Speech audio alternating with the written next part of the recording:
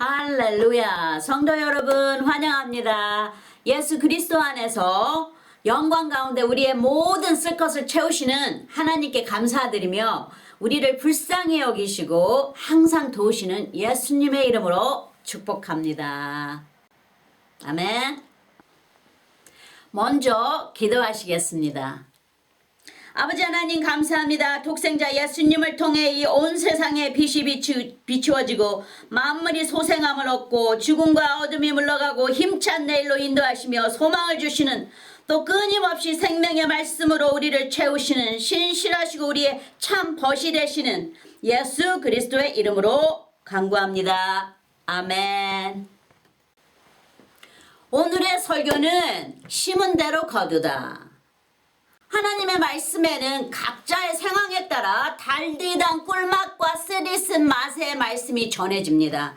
하나님께서 선하신 주님을 맛을 통해 보라 하셨듯이 단맛을 내는 말씀은 우리를 성화시키고 위로하시고 성숙한 자로 인도하시는 반면 쓴맛을 내는 말씀은 주님의 가르침과 우리의 행동에 대한 책찍이 함께 포함되어 있어 찔러 쪼개시고 아프고 부끄럽고 또한 건면하시고 단련하시고 훈련하시는 뜨겁게 달군 채찍의 말씀이죠. 그래서 우리를 더욱더 성숙한 자로 만드시는 것입니다.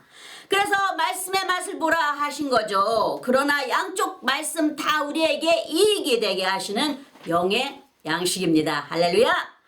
그리고 말씀을 맡은 자는 쓴 말씀이나 단 말씀이나 고루고루 다 전하여야만 합니다. 그래서 양약이신 주님의 말씀으로 주의 양들이 영의 양식으로 살찌우게 하는 것이죠. 편식하지 않도록. 하나님의 말씀을 다 소화를 시킬 줄 아는 자는 훈련하셔서 쓰임을 받는 자가 되게 하십니다.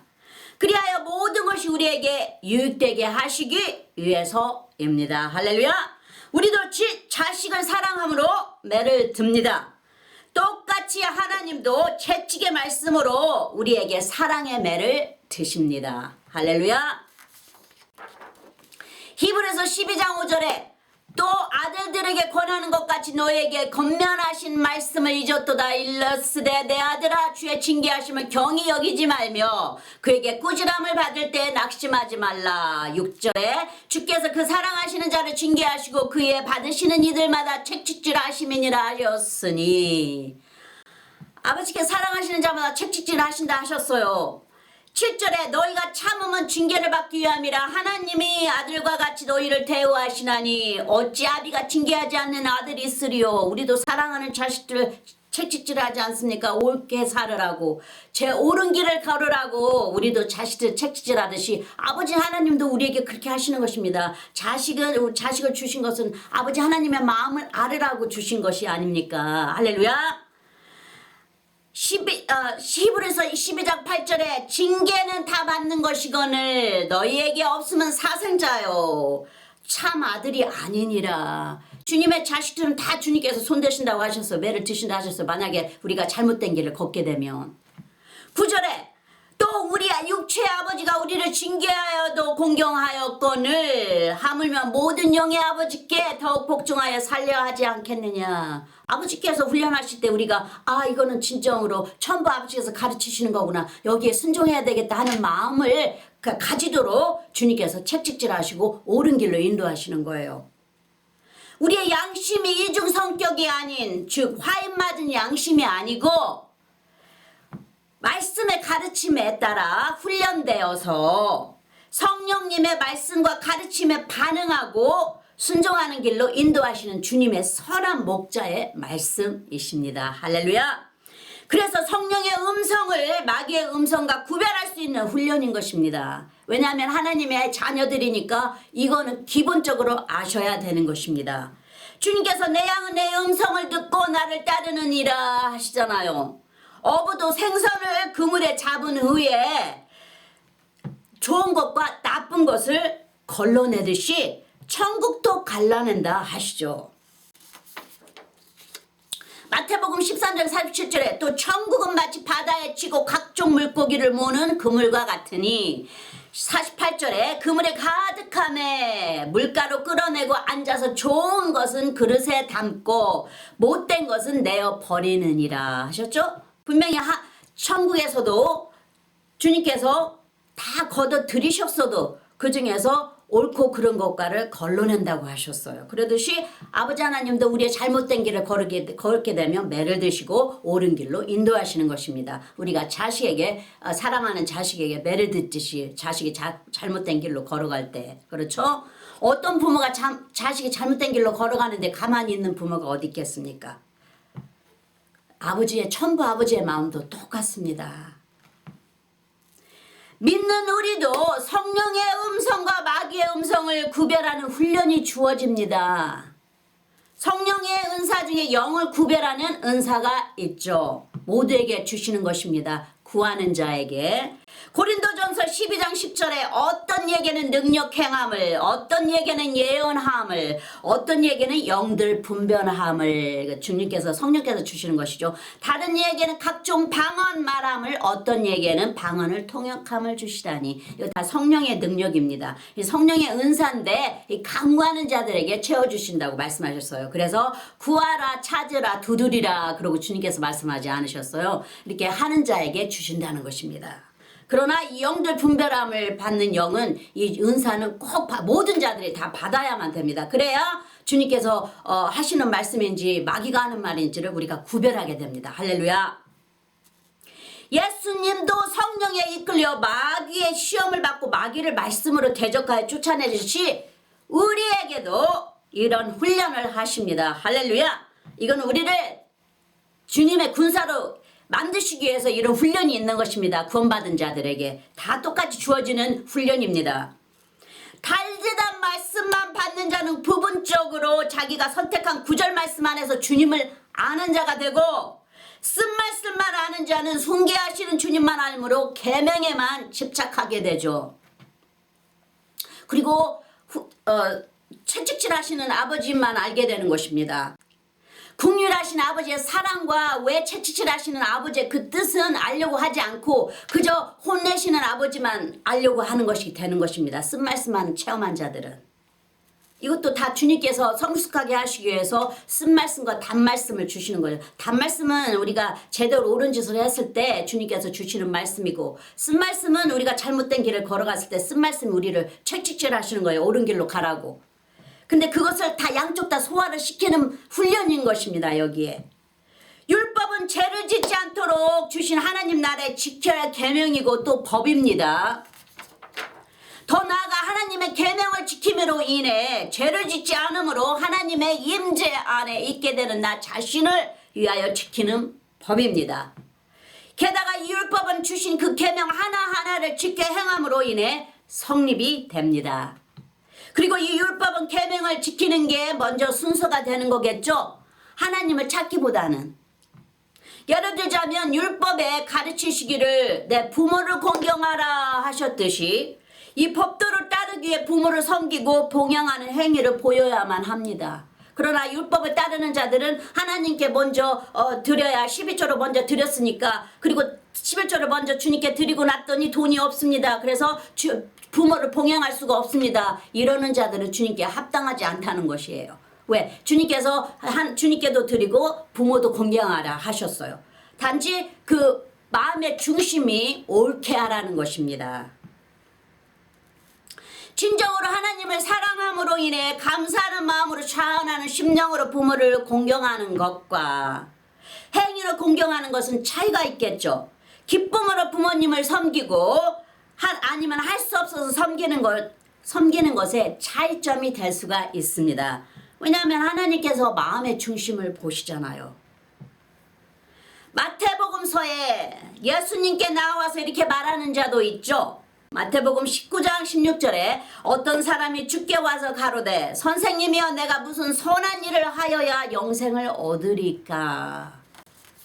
그렇게 주님께 여쭤보니까 마태복음 17절에 예수께서 가라사대 어찌하여 선한 일을 내게 묻느냐. 선한 일은 오직 한 분이시니라. 내가 생명에 들어가려면 계명들을 지키라. 18절에 가로되 어느 계명이 오니까 예수께서 가라사대 살인하지 말라 간음하지 말라 도둑질하지 말라 거짓 증거하지 말라. 19절에 내 부모를 공경하라 내 이웃을 내 몸과 같이 사랑하라 하신 것이니라. 20절에 그 청년이 가로되 이 모든 것을 내가 지키었사오니 아직도 무엇이 부족하니까 하고 주님께 물어봅니다. 더 지켜야 됩니까? 이거 다 했는데 하고. 분명 여기에는 당연히 선택된 하나님의 백성으로서 지켜야 하는 계명인데 다 지켰는데 아직도 무엇이 부족합니까? 말하자면 지켜야 할 것 또 있습니까? 하고 예수님께 대답하는 것이죠. 그러자 예수님께서 영적인 축복을 받을 수 있는 온전한 길을 가르쳐 주십니다. 이 기본적인 것을 지켰다 하니까 주님께서도 기뻐하시면서 이 영적인 세상으로 올 수 있도록 주님께서 더 큰 길을 이제 더 큰 주님께 가까이 올 수 있는 길을 가르쳐 주시는 것입니다. 그 청년이 뿐만 아니라 주님을 따르라고 가르쳐 주셨어도 그 청년이 재물이 많음으로 근심하며 돌아가죠. 마태복음 19장 21절에 예수께서 가라사대 내가 온전하고자 할진대 가서 내 소유를 팔아 가난한 자들을 주라. 그리하면 하늘에서 보화가 내게 있으리라. 그리고 와서 나를 쫓으라 하시니. 22절에 그 청년이 재물이 많음으로 이 말씀을 듣고 근심하며 가니라. 지키는 행위와 마음의 믿음의 행위는 눈에 잘 보이지 않지만 아주 큰 차이가 있습니다. 왜냐하면 하나님께서 받으시고 안 받으시는 것이기 때문에 눈에 보이는 행위와 믿음의 행위는 아주 큰 차이가 있는 것이죠. 주님께서 주시는 상급이 있고 주님께서 채찍질로 주시는 것이 있기 때문입니다. 채찍과 또 상급은 차이가 있지 않습니까? 뇌물과 선물의 차이점 같은 것이죠. 보기에는 선물 같아도 보이지 않는 차이가 있죠. 사람의 마음을 현혹하는 숨은 동기가 있습니다. 뇌물에는 출애굽기 23장 8절에 너는 뇌물을 받지 말라. 뇌물은 밝은 자의 눈을 어둡게 하고 의로운 자의 말을 굳게 하느니라 그러셨어요. 왜? 뇌물을 받았기 때문에 만약에 그 사람이 이거 옳은 일을 해야 되는데 옳은 일을 하지 못하도록 그 뇌물이 그 사람의 눈을 가리고 마음을 굳게 하는 것입니다. 그래서 계명을 지키는 믿음은 얼마 못 가지만 하나님을 사랑해서 지키는 마음을 통한 믿음은 하늘까지 닿는다. 시편 시인은 그렇게 고백합니다. 자, 그럼 오늘 설교 말씀을 똑같이 말씀과 명령을 주님께 받았어도 믿음의 중심이 어디에 심었느냐에 따라 축복의 길이 열리고 반대로 심판이 내린 몇 명의 예를 들어 살펴보기로 하겠습니다. 주님께서 분명히 심은 대로 거두리라 하셨죠. 그럼 첫 번째로 유다 족속 갈렙의 예를 들어보겠습니다. 민수기의 14장 24절에 오직 내 종 갈렙은 그 마음이 그들과 달라서 나를 온전히 쫓았은즉 그의 갔던 땅으로 내가 그를 인도하여 드리리니 그 자손이 그 땅을 차지하리라. 주님께서 이렇게 말씀하셔요. 12지파의 두령 중에 하나인 유다 족장 갈렙은 다른 11지파와 똑같이 모세 선지자를 통해 하나님의 말씀하신 명령을 받아 하나님의 명령하시는 가나안 땅에 가나안 지역에 들어가 침략할 땅의 사정을 파악하고 오라 하신 명령을 받들어 행하고 다시 자기 종족들이 거하는 11명의 두령들과 돌아옵니다. 거기 사는 상황을 모세 선지자에게 보고합니다. 한데 상황을 보고 온 10지파 수령들은 갈렙과 여호수아와 다르게 여호수아는 이제 이 모든 이스라엘을 이제 책임지고 인도할 사람이 11지파 중에 한 두령이죠. 그렇지만 이제 주님께서 이미 모세 선지자를 통해서 기름 부어서 이제 이스라엘을 이제 가나안 땅에 젖과 꿀이 흐르는 아주 기름진 땅으로 인도하라고 주님께서 기름을 부으신 자죠. 그리고 갈렙과 여호수아가 함께 마음을 합하여 주님께 이 10명의 반대하는 사람들을 그렇지가 않다고 이제 옳은 길로 이제 다른 길로 생각하라. 주님께서 우리와 함께 하신다 하면서 이제 가르칩니다. 책망합니다. 이 모든 이 반대하는 이 10지파 족장들을. 한데 상황을 보고 온 10지파 수령들은 갈렙과 여호수아와 다르게 그 땅 사람들은 너무 크고 강하고 대장부 같고 자기들은 그들의 눈에 메뚜기 같다고 말합니다. 우리는 왕같은 제사장이요, 예수 그리스도의 이름으로 말미암아 모든 것을 할 수 있다 하셨어요. 내 안에 계신 이가 세상에 있는 자보다 크시다 하셨어요. 근데 이들은 자기 눈에 보는 것을 그대로 전합니다. 그리고 그대로 생각을 합니다. 민수기 13장 1절에 여호와께서 모세에게 일러 가라사대 2절에 사람을 보내어 내가 이스라엘 자손에게 주는 가나안 땅을 탐지하게 하되 그 종족의 각 지파 중에서 족장된 자 한 사람씩 보내라. 민수기 25절에 14장 25절에 40일 동안에 땅을 탐지하기를 마치고 돌아와 27절에 모세에게 보고하여 가로되 당신이 우리를 보낸 데에 간지 과연 적과 꿀이 그 땅에 흐르고 이것은 그 땅의 실관이이다. 30절에 갈렙이 모세 앞에서 백성을 안도시켜 가로되 우리가 곧 올라가서 그 땅을 취하자 능히 취하리라 이기리라 하나.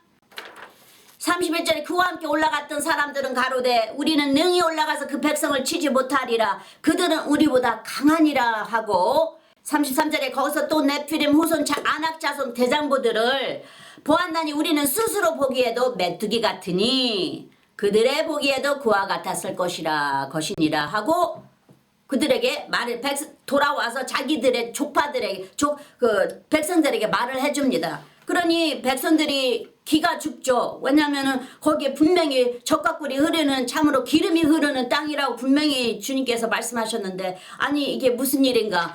그들 그렇게 크고 우리는 이렇게 그렇게 그럴 정도로 적은 자들이란 이렇게 아무것도 할 수 없는 자들이란 말인가 하고 모든 사기를 죽여놓습니다. 주의 자기 족파들의 백성들을 다 사기를 죽여놓습니다.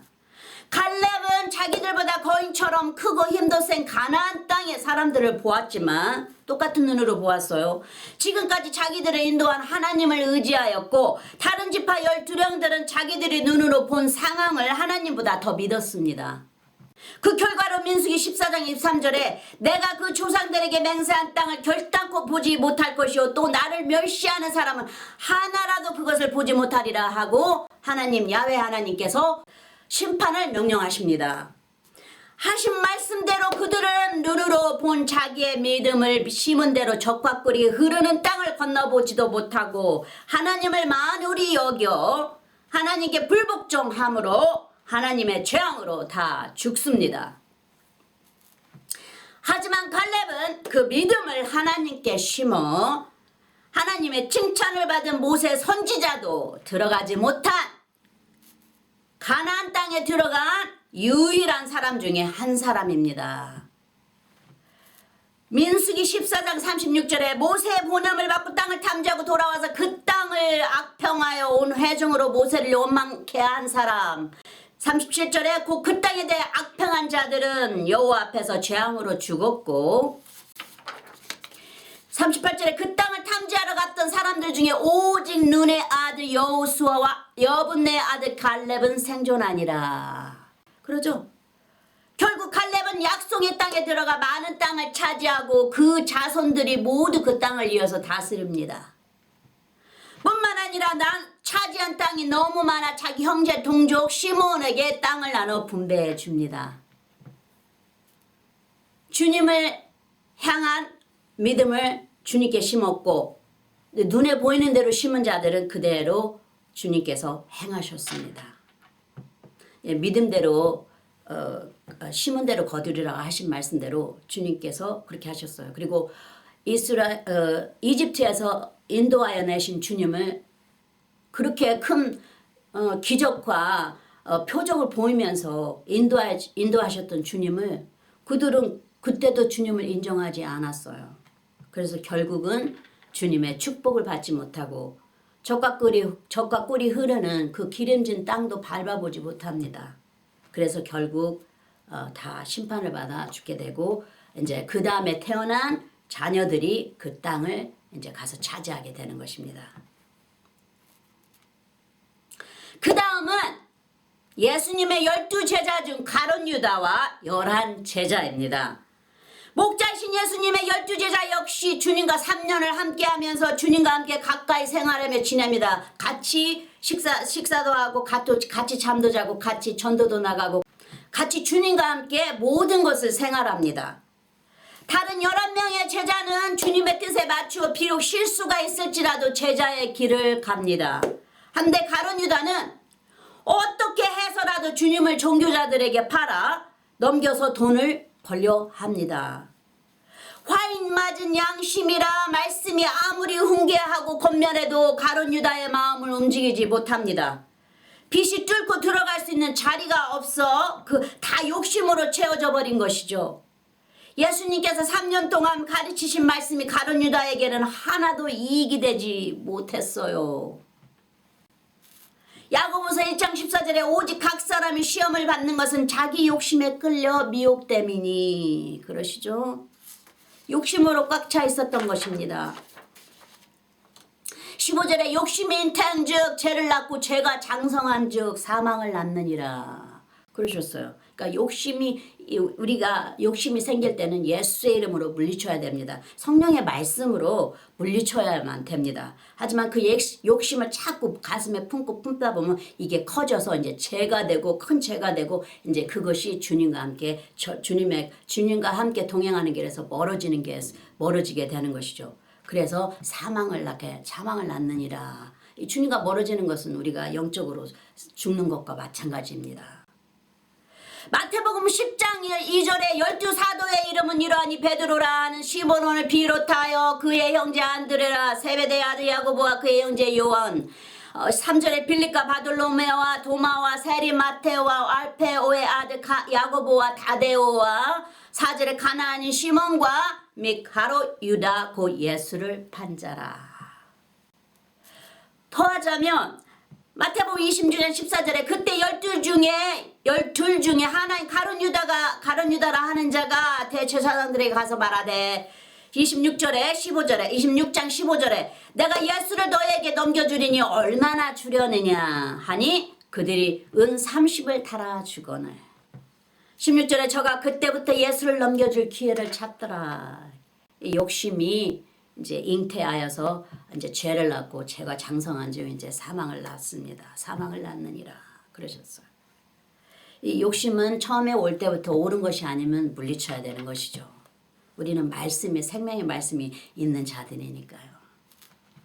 그래서 우리가 일주일에 한 번이라도 교회를 가는 것이 진정으로 우리가 어둠을 이기는 일입니다. 그렇지 않으면 우리가 자꾸 넘어집니다. 그래서 주님께서 일주일에 한 번이라도 꼭 주님을 찾아오라고 우리를 위해서 축복하시고 주신 날이에요. 안식하라고. 뿐만 아니라 가룟 유다가 예수님을 시험합니다. 자기가 예수님을 팔 것을 맞추는지 안 맞추는지 입으로 묻습니다. 예수님께.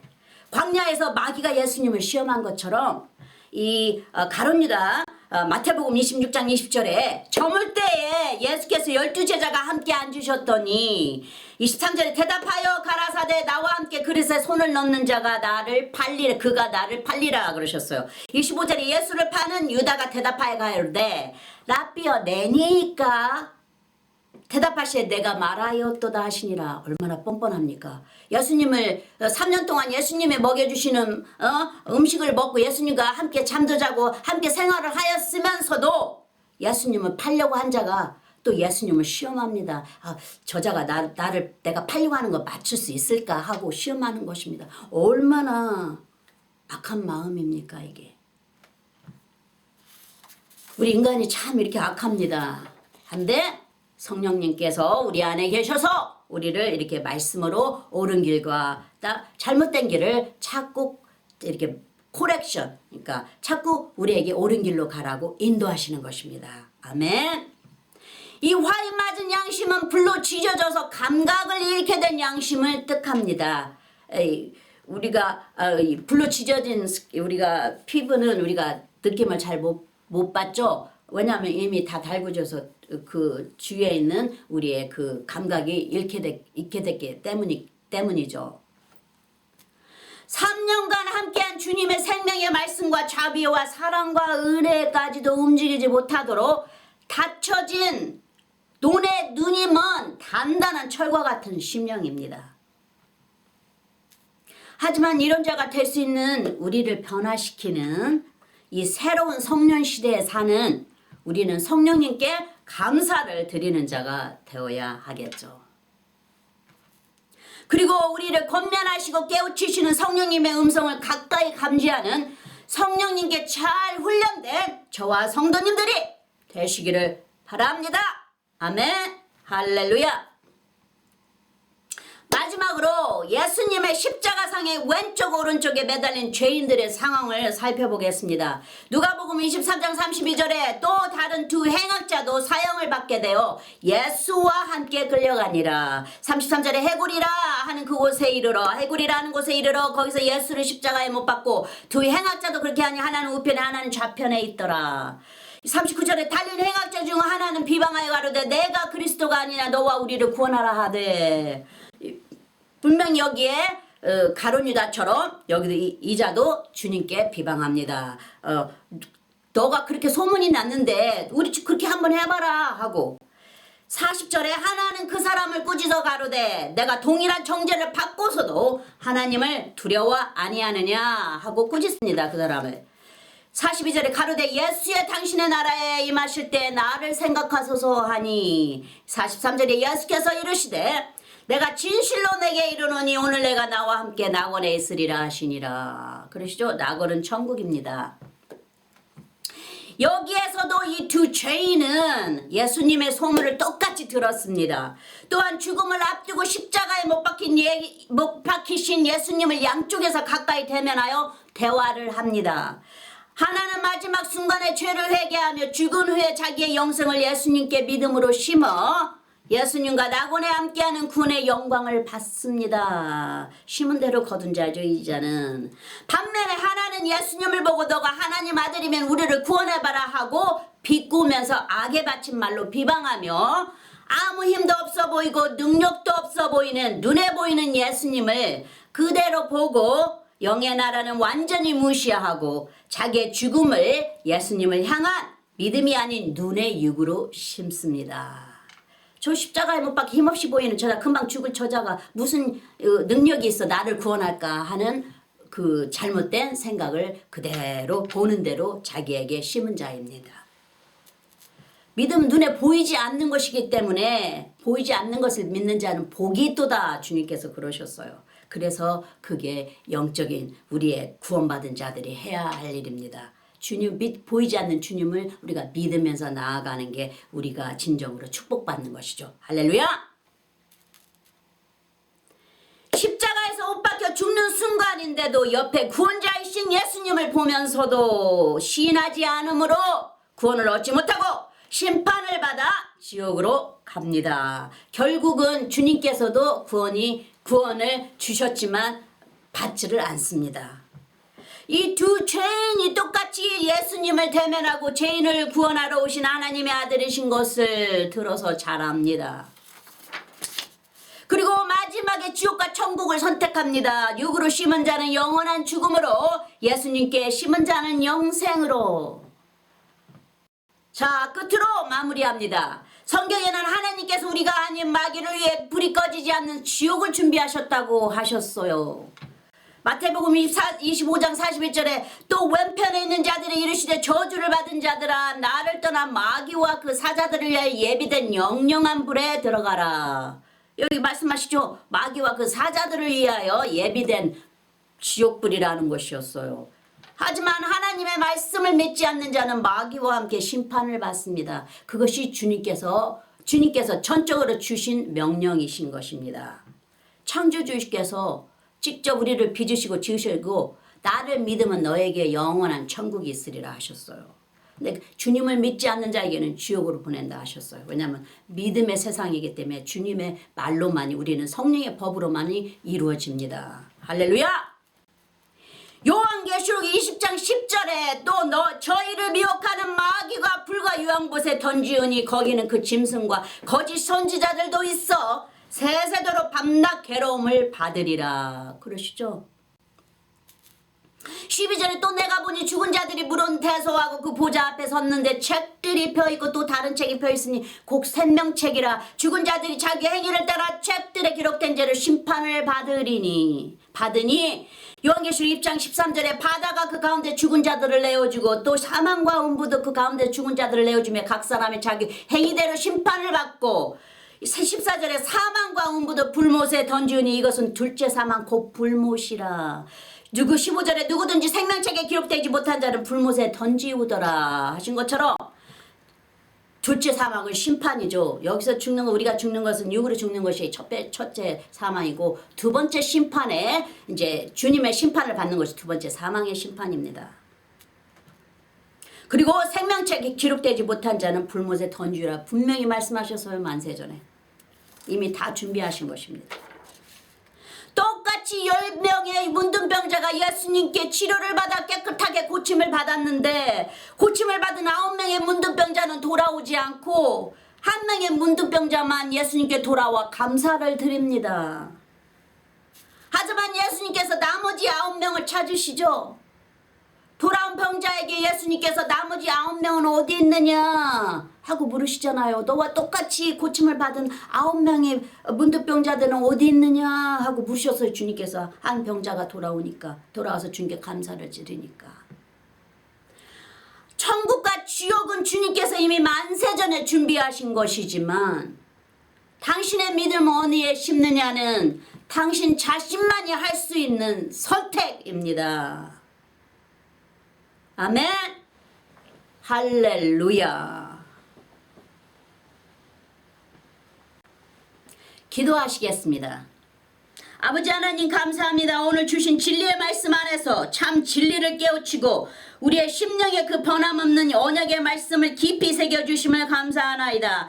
약한 자, 실족한 자, 눌린 자, 묶인 자, 병자나 아픈 자나 모두 다 말씀으로 치료하시고 회복시키셔서 주 안에서 자유를 누리고 반석 위에 서서 강하고 용맹을 바라는 자들로, 주님을 인정하는 자들로 되게 하여 주셔서 천국으로 다 인도하여 주시옵소서. 성령의 인도를 따라 신의 성품에 참여할 수 있도록 아름다운 열매를 맺을 수 있도록 날마다 우리를 도와주시고, 주님의 나라를 향하여 모든 우리의 행위가 다 주님께 심겨지는 의로운 행위들이 다 되게 하여, 믿음의 행위들이 다 되게 하여 주시옵소서. 긍휼하신 예수님의 이름으로 간구합니다. 아멘, 아멘.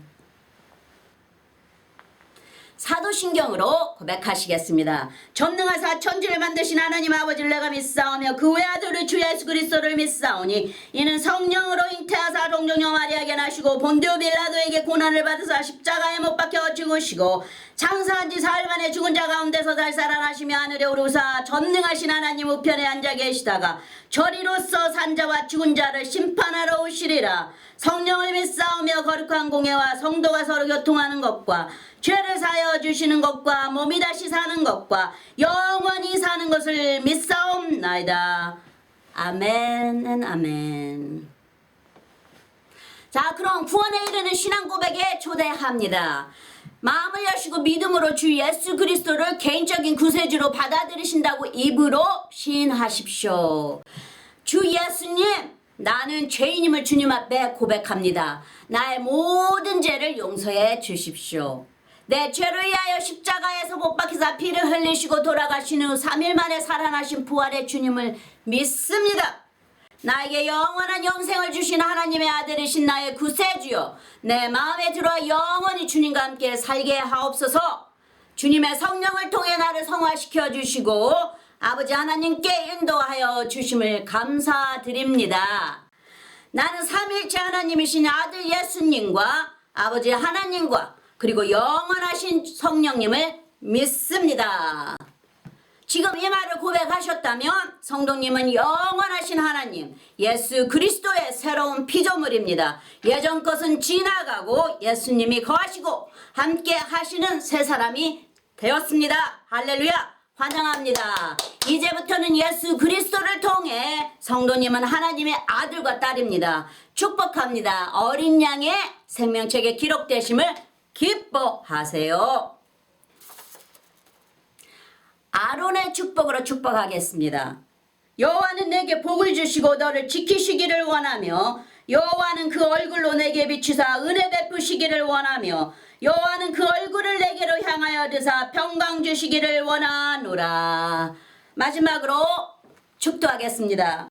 이제는 우리 주 예수 그리스도의 그 크신 은혜와 아버지 하나님의 영원하신 사랑과 성령님의 매일 교통하심이 모든 성도님들 삶 속에 항상 함께 하실지니이다. 아멘, 아멘.